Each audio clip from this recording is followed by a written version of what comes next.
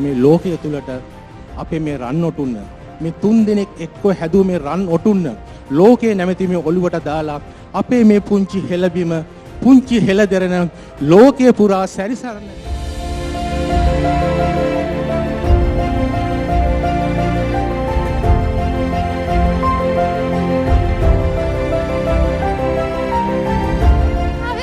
කාර්ය අනිවාර්යෙන් මම මගේ අවුරුදු 28ට කලින් ගන්නවා. සිහින නිවස අවුරුදු 30ට කලින් ගන්නවා. ඒ හැමදේම මට ලබලා දුන්නේ, ඒ අවස්ථාව ලබලා දුන්නේ ආදරණීය අපෙක් සෞරායතන. ශ්‍රී ලාංකික අපිට අවස්ථාවක් තියෙනවා. ඒ බිලියන පැතියන් එහෙම නැත්නම් ඒ සාර්ථක වුණු මිනිසුන් ගැන ලියවන කතාව අනාගතයේදී අපෙක් සෞර තුලින් ඔබම පත් වෙන බවට එහෙම නැත්නම් ඒ කතාව අනිත් අයට ලියන්න පුළුවන් වෙයි මම හිතනවා අපෙක් සෞර.